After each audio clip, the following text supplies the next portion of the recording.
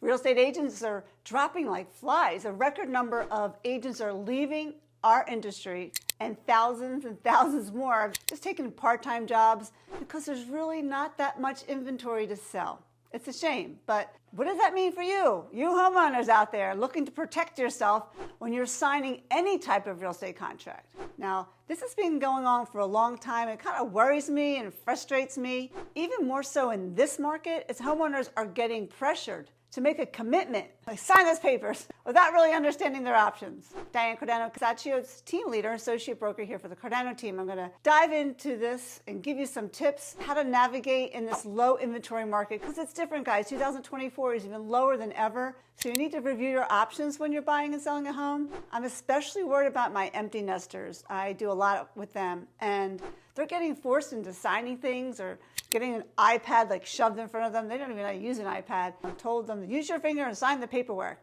without really actually someone going through the documents line by line and explaining to them what they're signing. So let's make educated decisions, right? When you're selling your home, and know the facts before signing. I'm going to kind of go through that right now. Let's get started. So first, let's start with why this is happening. So right now, it's a low inventory market in 2024. It's the lowest it's ever been, and realtors are swarming around to get a deal so I can sell a house and get paid. There's not much to sell. There's a lot of competition, and they need to make money. We all need to make money as the economy, the inflation, things like that. So realtors are out knocking on doors, at record levels. They don't want to do a part-time job. They want to do real estate, and they don't want to fail because you know what some people might have said to them: don't get into real estate, get a real job. But real estate is a real job. We really, for those of us who take care of our clients and work hard for them. Now listen, I've been in real estate all my life. My role model is my father. He was the most integrity of a person I ever saw. He loved his job. He loved real estate. And everyone loved him.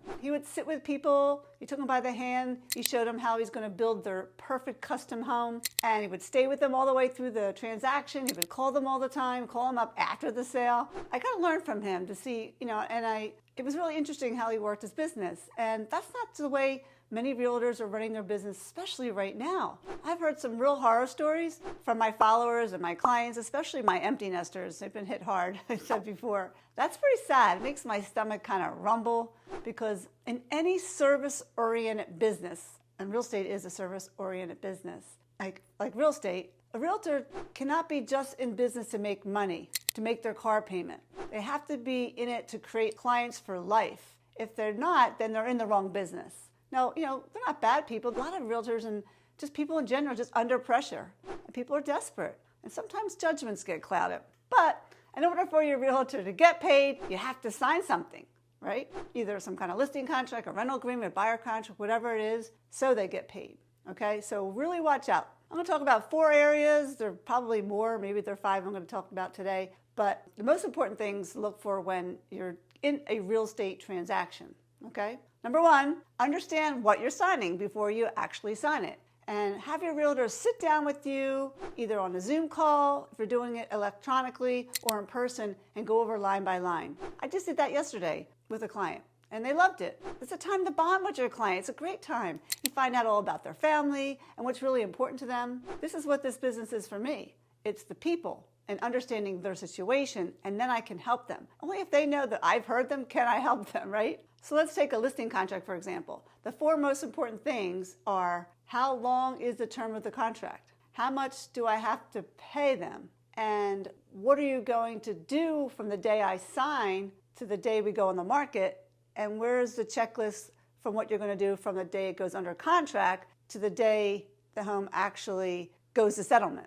And lastly, do they have some kind of after-sale client appreciation program? These are some important things to know. So let's start out with the first one. How long is the contract? Now, the contract should have an easy exit agreement that you can get out anytime after 30 days or so on the market. Not 30 days from signing the contract, but 30 days from going on the market. Because there's a lot of work that they do, at least I do, from the day we sign to the day we go on the market. It's a lot of work, getting it staged and painted and things that we do and low-cost fix-ups, things like that. So you want to give them 30 days to sell your home. The term of the contract can be however long it's going to be, because you have that 30-day out. But in today's market, it should not take more than a week to get your home under contract. maybe weeks to get it ready if you do it right, but you should have a signed contract within a week of actually going on the market. It certainly shouldn't take 6 months to sell a house, not in our area at least, in Philly and the burbs. I just listed a house in Philadelphia. It was on the market before, and my client didn't even know when the contract ended. And then when they looked at it, it had ended already, but the home was still in the MLS. The realtor still had the property in the MLS. Next, I'm going to talk about how much money you need to pay. This is a loaded question because most realtors expect you to pay them what their neighbor paid that realtor, no matter what they're going to do. Now, commissions are negotiable. Just because it's a commission that everyone else is paying in your area doesn't mean that's what you pay your realtor, because your realtor needs to be doing enough of the things that they should be doing, the marketing, the communication. They should have a plan for you, not just sign a contract and they never get a phone call. So since commissions are negotiable, and if your realtor can't negotiate their commissions, I wouldn't hire them, because how can they negotiate your every last penny for you? If they're just worried about getting their car payment paid, don't hire them. Now, you need to know number 3, which is the timeline. How do you bring me through the process so I understand, what's going on? And what is your digital marketing strategy? Do you take photos with your cell phone? And that's not okay. Do you have drone photography? Should have. Do you pay to boost your listings on social media? They should.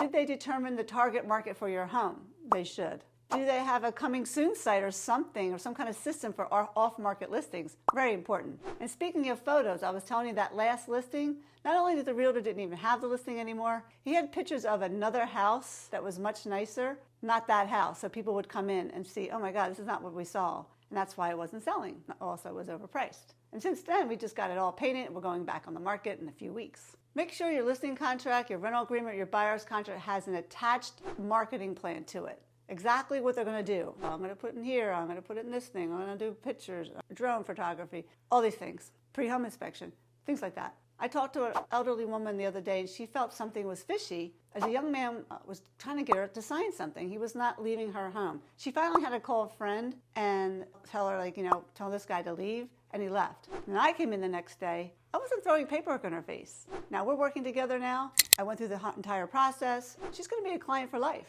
She just referred her granddaughter who's buying her first home. So that's what it's all about, is understanding people, not throwing paperwork in their face. Lastly, is there an after-sale service program? Do they do things with their clients afterwards? Do they have testimonials for their clients? Do they have past client events? Or they just want to sell your house, get your money, and never see you again?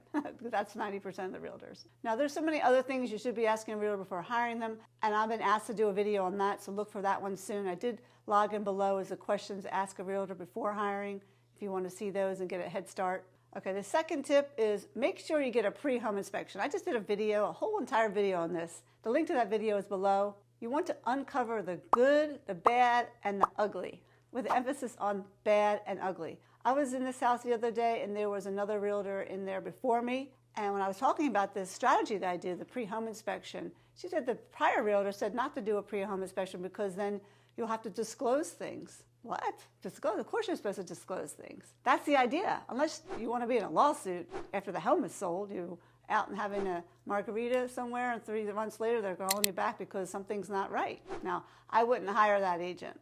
Now, if you're in an area that buyers are doing inspections and you have an agreement and they do an inspection, that's fine. You'll have your list of things that you did from your pre-home inspection, and you could attach that to the agreement. And you can also put on the agreement that the buyer can only ask for things that they didn't know, but they didn't know already, because they already have the home inspection report, right?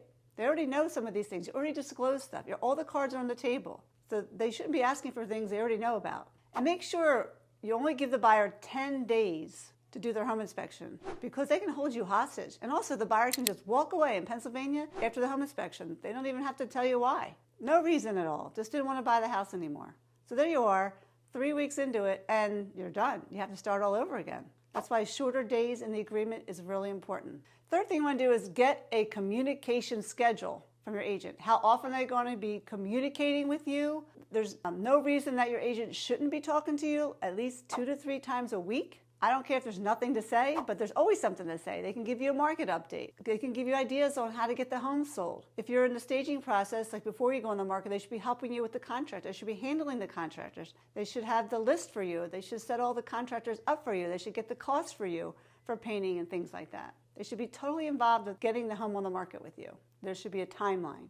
And then the fourth thing I want to talk about is the pending process. You need to make sure that your realtor has a process when your home goes under contract through the settlement. I heard for so many people that the realtor sold the house and they never heard from them until celebration day or settlement where they came to pick up their check. And that was it. Then I heard other horror stories that the whole deal fell apart because they weren't following up with the mortgage company or the other realtor. The buyer had never applied for the mortgage, the commitment date came up, and it went. And the realtor never called anybody. So make sure the realtor is on top of your buyer's mortgage company, the title company, and the other realtor. And we have a checklist, so we give it to the other agent when it's our listing, so they're not dropping the ball. And then the other way around, we make sure they're not dropping the ball, and we call them all the time. So we usually end up doing most of the work, but that's okay. The seller gets their home sold. The last thing you want is your home to be back on the market after 3 weeks, as I said that earlier. Lastly, the mortgage commitment date is really important. You want to tighten up that date. In these times, it shouldn't take a mortgage company more than 3 to 4 weeks for a conventional mortgage to get it done. FHA, VA, maybe longer, okay? And also the appraisal contingency. Shorten up those dates. I've heard so many horror stories about homeowners, especially in this market where prices are rising every day, and their agent did not protect them. The appraisal came in $20,000 lower than the asking price, and the buyer did not want to pay that higher price. So during negotiations of your home, especially in a seller's market, you have to waive the appraisal, but at least accept the appraisal up to a certain amount. You want them actually to waive everything. In this market, you can demand whatever you want. Just get really punchy. Your realtor should be the one who's really punchy. That's what I do. And lastly, I wanted to talk about a status. It's called active with contract. When your home goes under contract, you can list it as pending or you can list it active with contract. So active with contract means you're taking backup offers. But if you don't have any contingencies, then that's fine. But if there's some contingencies, leave it as active with contract because then your listing will stay out there until all your contingencies are met. Because after it goes back on the market, then the property can just be relisted as a brand new listing, bringing the on the market date to 0. Okay, really another tip. I keep going on tips. I'm sorry, I said 4, but I got one more for you. Lastly, winter pictures are in the MLS, but now it's summertime. Now, thanks for keep listening too, but I just keep going on all these ideas I have. But just say if something happened, your home didn't sell or had to go back on the market or whatever, and you took pictures and it was March or February. But now it's 2 months later and it's April and there's leaves on the tree and the outside looks way better and the realtor keeps the same photos. They don't go back and hire the photographer back and do some updated outside photos. That happens a lot. So make sure that if that happens to you, you go back on the market with great photos. Okay, and also, speaking of relisting, one more thing, I gotta keep going, but if your home stays on the market more than 30 days, and if you have a price adjustment or price reduction, always relist it back to 0 again. Make sure your realtor does not keep your home on the market and says 200 days. That doesn't look good. It'll shout out, what's wrong with me? So that's a lot, I know. And I just keep getting feedback received from other followers, and they just don't get the feedback. People just don't give the feedback. They're complaining about that. They're complaining about horrible marketing. They're paying their agent all this money. They don't even know what they're getting, what they're even doing for that, what they're spending the money on. There's no communication. They signed the papers. They're not reviewing anything. They feel under pressure. They're not understanding their options and what's best for them. All these things are going on, and I've been hearing all these things. That's why I wanted to do this video. So if you have any stories, let me know. And if you are looking for a referral agent and not live, because you don't live in Philly in the burbs, I also do South Jersey, a little plug-in for myself. But just get a call on my calendar for 15 minutes at dianescalendar.com, and I can help you hire the right realtor in your area. I do it all the time. I do all the hiring for you. And we have great agents in all major areas of the United States right now, waiting to give great service to the people that I introduce to them. So Diane Cardano here from Philly in the Burbs. Please subscribe. Get your questions to ask a realtor down below. Watch that pre-home inspection video. Just really understand what's happening before you list your house. Have a great day.